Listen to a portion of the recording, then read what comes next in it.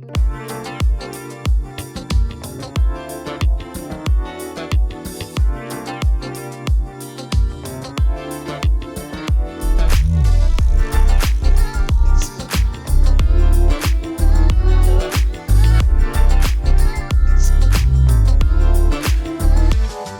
to The Lazy Watchers, a show where we form opinions on shows after only watching the first and last episode of a series. I'm your host, Andy. And I'm Eli. And this week, we chose the show The Unicorn. Wow, wow, wow. It was so good. And as a disclaimer, we've gotten COVID tested. We're in person for the third podcast in a row. Yes. We were also in the same outfits and the same background. Yeah, I'll let you put the dots together. So that means that our studio is still currently under construction. Probably not by the time this comes out. No, it'll definitely be up and running. But yes, we definitely wanted to get together before the holidays to record a few episodes for you guys. So hope your holidays were great. Yep. Because this will come out like last week of January. Yep. So the show that we decided on, like you said, was The Unicorn. Yep. Really well done, CBS. Yeah. Yeah, it was cute. Yeah. And not like cute as in like super cheesy and like unwatchable. Yeah. It was cute as in like really cute. Yeah, it was really good. We had, I don't remember, do you remember the dad's name? Wade. So he's a widower. So his wife passed away, and it starts off a year after the wife died. Yeah. Still living off of all the frozen food that people gave them. Wild. How much frozen food did he get? Legit. He had like a freezer full. And yeah, that was like an oven. Or that was like not an oven. That was like a kitchen freezer. Yeah. Like a restaurant style. Yeah. It was huge. It was nice. Until he tried to get lasagna, what he thought was lasagna, and ended up being brownies. And then he served his daughter's brownies. For dinner. Yeah. Yeah. I mean, yeah. I doubt any of that food was even still good. Oh. Frozen, it's probably still fine. Frozen brownies, though? Oh, brownies? I've never heard of freezing brownies. Yeah, honestly. And he also didn't get it out of the freezer. He came from his backyard. True. Did he have another freezer in the back? That's what that was. It was a freezer. Oh, I thought that was in their back. kitchen. That was outside. You sure? Yeah, because there was definitely one in the kitchen, though. No, that was the same one. Because the kitchen back door, you saw it when they were sitting outside. You saw the freezer behind him. Oh. It's like in like a little like enclosed space right outside the back door. Oh, okay. Yeah. Gotcha. And they're in, I'm just judging by that, they're somewhere where they probably don't get like extreme weather. Mm-hmm. They don't really explain where they were. No. We saw North Carolina license plates, but I'm pretty sure North Carolina gets snow and stuff, doesn't it? Yeah, I think so. I don't know. I have no idea. So we have Wade, his daughters, Grace and Natalie. Mm-hmm. And then we had his friends, Delia, who was played by Michaela Watkins, which she is hilarious. There was actually a really good cast lineup for this show. It was very fun. Mm-hmm. Michaela Watkins pops up in just the most random shows. Yeah.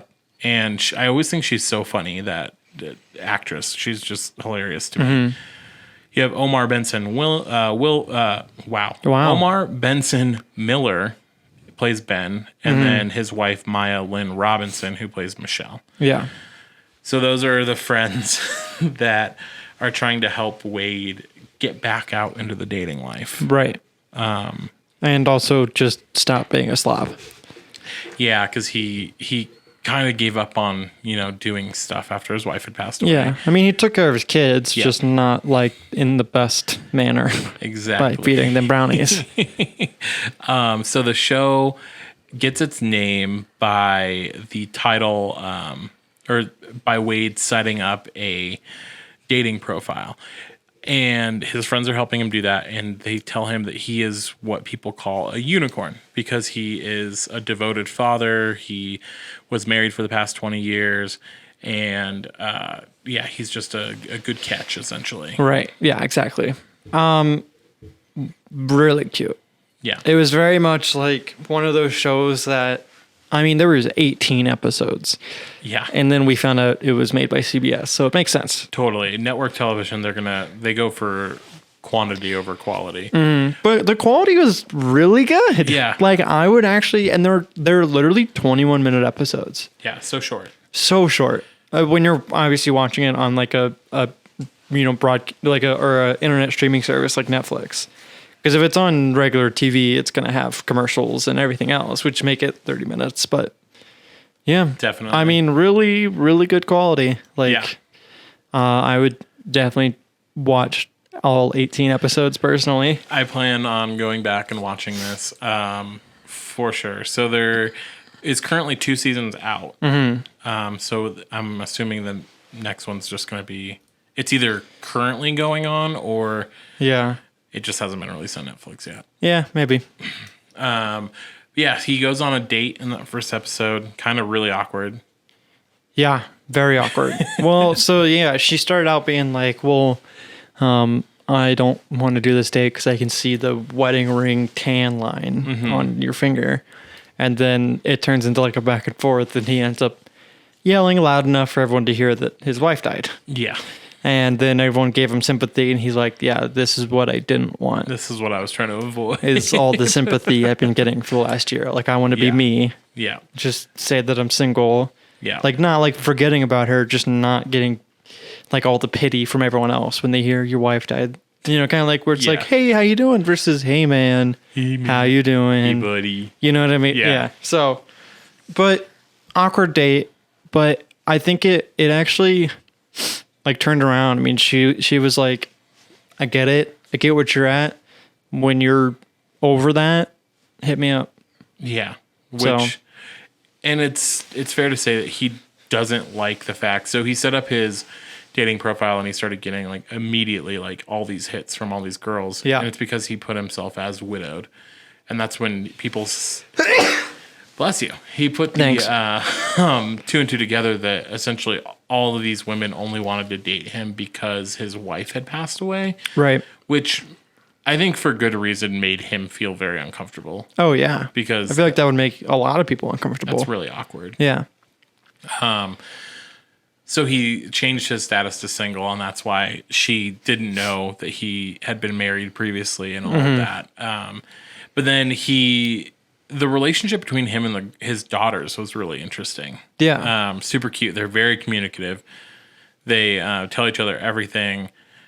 And even like he even told them that, you know, I'm going to start dating again. And Natalie, the younger one, was not too keen on that idea. Yeah, but she came around by the end of that episode. Definitely. Like once they kind of had like a sit down and we're like, you know, things are different, things are changing. We're going to actually start like, you know, making ourselves better in life. And this is the way that I can do that for myself is start, you know, going out there and dating and putting myself out there again. So, Yeah. And then they came around. It was cute.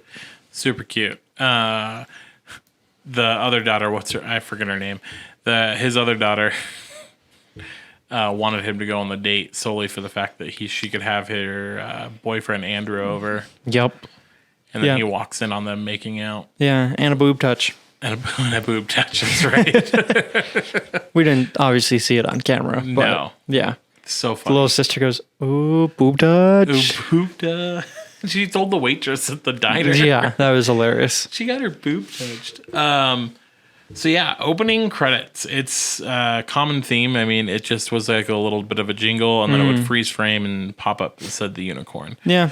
Kind of like how the last one we watched, that Afterlife. Yep, exactly. Similar way. Yep. So I gave the opening credits an 8. Yeah, I give it an 8. Nice. It's cute. Yeah, Could do better, could do worse. definitely.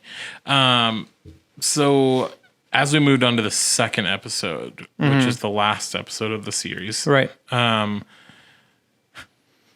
not where I thought it would go. I thought we'd be dating somebody by now. It was very family centered, which I mean that's good. Yeah. Definitely. But I definitely thought he would be.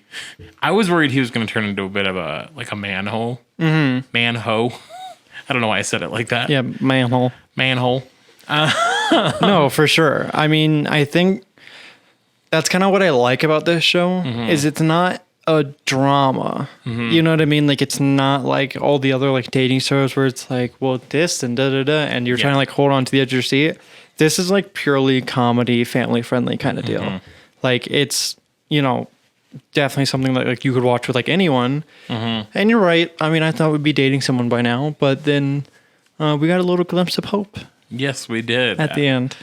So at the end of that first season, he goes. It was his wife's birthday, which he missed because it was the daughter's like homecoming dance or some sort of dance. Yeah, and he was first dealing, one. Yeah, he was dealing with her nonsense because her original date had pink eye, and then she didn't have anybody to go with. So she was and just before that, her dress was low cut in the back, so you could see her bra. And, and then he bought 10 bras online. Yeah, so that's a good dad. Good dad. He tried. Yeah.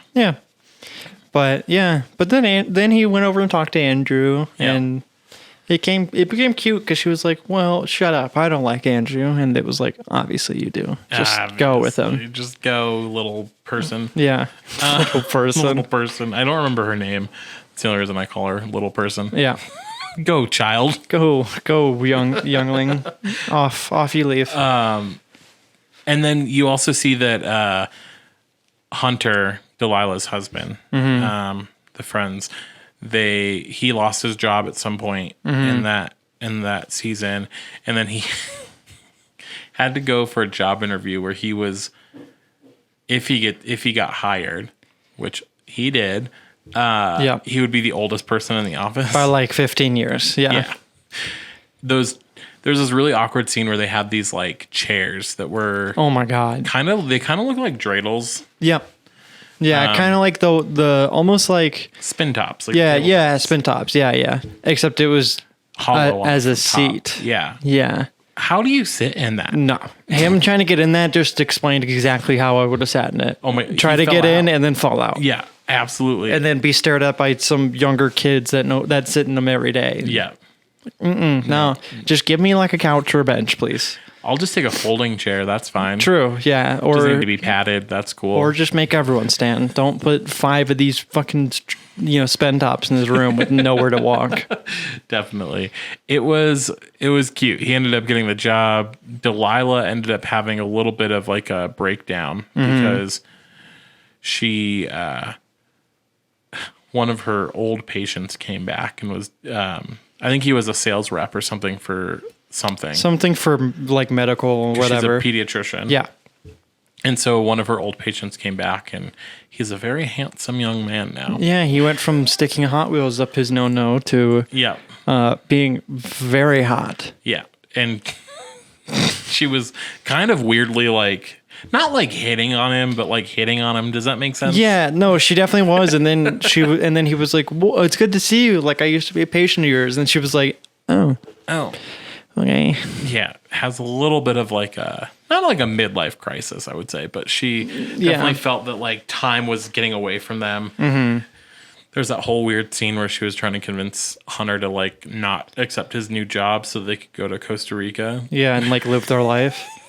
Which he actually responded really well. He was like, it's going by quick because we're having fun. Yeah. Which is very cute. Yeah. Because it's like, oh, that's how you spend life. I mean, if you want to spend your life in Costa Rica, sure, do it. But do it with someone you love. Yeah. And like, whatever. Have fun with it. Absolutely. Plot for this show, I give it a 10. Yeah. I liked it. I thought it was nothing new, but it was an interesting take on that storyline of the, widowed husband. Oh, for sure. Widowed partner. Yeah. I give it a 9 just because of what you said. Same thing. Yeah. Just we've seen the plot over and over again, but it's still a high score because of how they are going about it in the series. Yeah. So exactly. Yeah. So much fun. Acting. I gave it a 9. I mean, I thought it was pretty good. I really didn't see anything wrong with the acting. I gave it a 10. Nice. Like, there really wasn't anything in that show that I didn't like. Yeah. Honestly. I liked that the other friend, I forget their name, Melissa. Maybe there were so many people. I know this show had like this not one like was a like huge a cast, but like it was bigger than it was kind of a data dump in terms of figuring out everyone's names and all that kind of stuff. So they have three kids, I think. And she decided, the little one Kai was going to go, and he graduated preschool. So graduations for everything nowadays. Absolutely. But with that, she realized that she was going to start having some free time on her hands because all the kids are going to be in school for 7 hours a week, 7 hours a day. A day, yeah. Not a week. Which is weird because I thought it was still 8. Because I thought they usually go to school from like 7 to 3. Oh, I don't know. Whatever. At least 7 hours. I guess you have the in between of getting them on the school bus and picking them up from the school bus or dropping them off. But True. Very true. Especially between like elementary and middle school and all that. No one keeps the same time frame with schools. Yeah. So, but yeah, I mean, 7 hours a day, going from being a mom at home mom, to you don't have plans now. And I would love that. Give me 7 hours a day just to do whatever the fuck I want. Right. So yeah, she decided to go back to school. She's going to go finish her degree. She said she had a passion for business. So that's fun. Yeah. I was happy with that. I mean, that's good time frame to do school. Yeah. Like for herself. So definitely. Cast, what'd you give? I gave it a 10. It's a really good cast. I recognize a lot of the actors in this show. Yeah. And honestly, if at least from the on-screen chemistry, it plays really well. It does. Like we were laughing the entire time. Yeah. Like it was a really good thought out thing, and it was super like a show that I would sit there and watch or go like when I go home with the family for Christmas, like throw it on the TV or whatever. Like anyone can watch it and you'll have a good time. Definitely. So I gave it a 9, but actually you convinced me to change it to a 10. Yeah. I agree. I feel like sometimes when you have like an ensemble cast, that's like, kind of gets a little bigger than traditional, like your traditional show. True. It's kind of a roll of the dice and you don't know what you're going to get. Yeah. And the chemistry with all of them really works. Yeah. I think they made a great... I don't know if they've worked together in the past or like what, but personalities and maybe it's just how well the show was written. I don't know. Yeah. I mean, I feel like it's got to be both, right? Like the show can be written perfectly, but if the actors just don't care, then you'll see that on screen. Very true. But I think that it's a mix of both. It's great writing along with they actually had fun the entire time. So definitely. Yeah.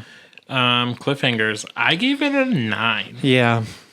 Based solely off of actually the season 1 series finale cliffhanger. Yeah. The episode 1 didn't really have much of a cliffhanger. Kind of why it's a 9. But the other reason it's 9 is I want to know more about this lady, more about this skunk lady that we met. Like I said earlier, I think he went to his to visit his wife's grave, and he had this whole really nice conversation, with her, and as he was planting flowers around her grave, and it was all about maybe you were my one true love, right? And maybe I'm just not meant to find anybody else. And then I kind of was like, I kind of had the feeling of like somebody's gonna pop up. Oh, for sure, 100%. Because that's eventually, what happens right? In these shows. Yeah, like he had that revelation, and then obviously something's going to happen to make that not true. Right. Like almost like she's coming down as like watching over him, as being like, dink, there's your next person. Right. So as he's going back to his car, he comes across this lady who's trying to rescue a skunk who is injured. Well, honey, no, just call animal control. Girl. I'm not getting anywhere near that. As soon as I saw the white stripes on that skunk, I was like, oh, they're going to get sprayed. 100%. They're going to get ass juiced by that skunk. Yeah. Yeah. And they did. And then it got in their mouth. I could that was like one of the first times I think I've like truly experienced this while watching a show. I smelled it. Like when they were like reacting to like when they got thing, like I smelled like really faint like skunk smell, and I was like, "This is."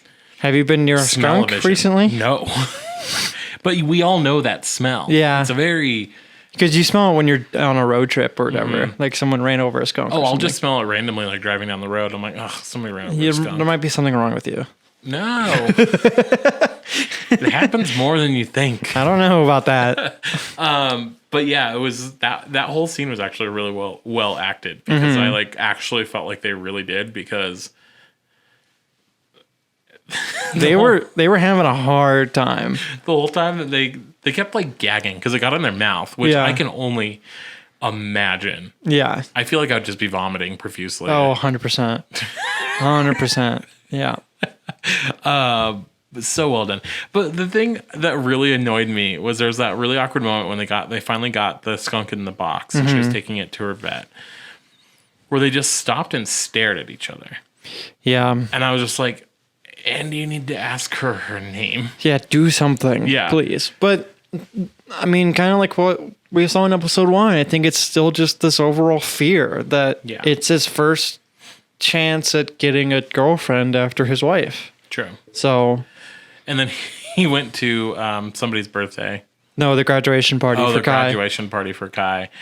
And first off, he walked into the house and everybody was like, you need to stand outside. Yeah, you need to leave. And I was like, absolutely. First off, I'm offended that you even like tried to come into my house smelling like that. Oh, I would be like, you get to go home now is what is happening. You need to leave. Yeah. Especially in my tiny ass house, that thing will stay in there forever.